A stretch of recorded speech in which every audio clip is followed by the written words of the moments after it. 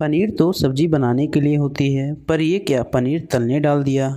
आज मेरे घर में एक बहुत ही बड़े होटल के शेफ़ आए हुए थे। उनको हमने बोला, शेफ़ साहब आज ऐसी पनीर बनाओ कि जो हमने आज तक नहीं खाई होगी। उन्होंने क्या किया, पनीर के पूरे गट्ठे को ही तेल में तलना स्टार्ट कर दिया। मैंने कहा, शेफ़ साहब पनीर को इस तरह से तेल में कौन तलता है। तो उन्होंने कहा, आप बस देखते जाओ, मैं आज आपको पनीर की ऐसी यूज बताऊंगा जो आपको बड़े से बड़े 5 स्टार होटल्स के शेफ़ भी नहीं बता पाएंगे। मैंने कहा, वाह, फिर तो आज मज़े ही आ जाएंगे। उन्होंने पनीर को तलने के बाद एक पानी के कटोरे में डाल दिया। मैंने कहा, शेफ़ साहब पहले तो आप पनीर को तल लेते हो, उसके बाद आप इसे पानी में क्यों डाल रहे हो। तो उन्होंने कहा, पानी में डालने से पनीर सॉफ्ट रहेंगे और इसका सारा तेल पानी में ही छूट जाएगा।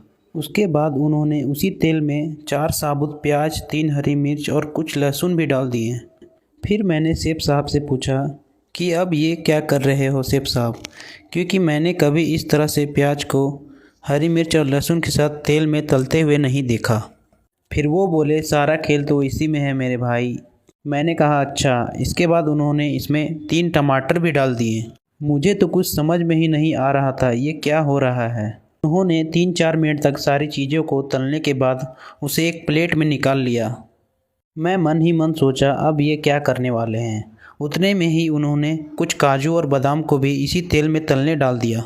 इसे देख मुझे लगा कहीं ये शाही पनीर तो नहीं बना रहे हैं। फिर मैं सोचा, पर शाही पनीर तो इस तरह से नहीं बनता। मैं तो अब और भी कंफ्यूज हो गया था कि ये क्या बन रहा है। फिर उन्होंने काजू बादाम को भी उसी प्लेट में हल्का तल के निकाल लिया। मैं बस ये चाह रहा था कि आज कुछ भी बने लेकिन टेस्टी वो ज़रूर हो।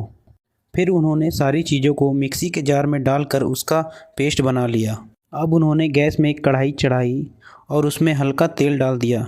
तेल गर्म होते ही उसमें 2-3 तेज पत्ते डाले और बारीक कटे हुए लहसुन डाल दिया। फिर उसमें 2-3 कटी हुई हरी मिर्च भी डाल दी। फिर उसे हल्का भून लिया। हल्का भूनने के बाद उसमें थोड़ी सी बारीक कटी हुई प्याज भी डाल दिए और प्याज को गोल्डन ब्राउन होते तक भून लिया। उसके बाद उसमें जो प्याज, काजू, टमाटर वाली पेस्ट तैयार की थी ना, वो भी डाल दिए और उसको अच्छे से मिक्स कर लिया। अब मुझे थोड़ा थोड़ा समझ आ रहा था कि ये क्या होने वाला है। अब मिक्सी में जो थोड़े मसाले बचे थे उसमें थोड़ा पानी डाल के हम इसी में डाल देंगे और फिर इसको अच्छे से चला लेंगे।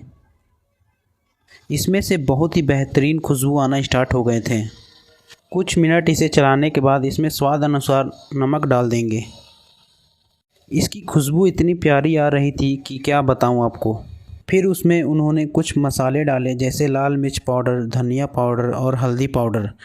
फिर उसको खूब अच्छे से भूनने लगे। भूनते भूनते वो इतने अच्छे से भून गए थे कि वो मसाले एकदम आधे हो गए। जब मसाले अच्छे से भून गए तब उन्होंने उसमें पानी डाल दिया। आपको जितनी ग्रेवी करनी है उस अनुसार पानी डाल सकते हैं। पानी डालते ही जैसे उबाल आना स्टार्ट हो गया, उसमें जो पनीर हमने तला था उसको भी छोटे छोटे टुकड़ों में काट कर इसी में डाल देना है। पनीर को कढ़ाई में डालते ही कढ़ाई का दृश्य ही कुछ और लगने लगा था। बहुत ही सुंदर सा क्रीमी क्रीमी दिख रहा था। पनीर को अच्छे से मसाले में मिलाने के बाद उसमें उन्होंने पनीर मसाला और कस्तूरी मेथी के पत्तों को भी डाल दिया, जिससे पनीर का स्वाद और भी बढ़ जाए। उसके बाद उसे अच्छे से चला लेना है और बस हमारा बेहतरीन सा यूनिक पनीर की सब्ज़ी बन के तैयार होने वाली है। अब हम कढ़ाई को 5 मिनट तक ढक के छोड़ देंगे और ये लीजिए, हमारा पनीर बिल्कुल तैयार है। ये पनीर मुझे देखने में ही इतना स्वादिष्ट लग रहा था कि मैं मुझसे रुका नहीं जा रहा था इसे टेस्ट करने के लिए। और जब मैंने इसे टेस्ट किया, इसका टेस्ट इतना अच्छा था कि बड़े से बड़े होटल और रेस्टोरेंट को भी आराम से फेल कर दे। आपको ये पनीर की रेसिपी कैसी लगी कमेंट में ज़रूर बताना और आप भी एक बार इस तरह से पनीर बना के देखें, आपको मज़ा ही आ जाएंगे।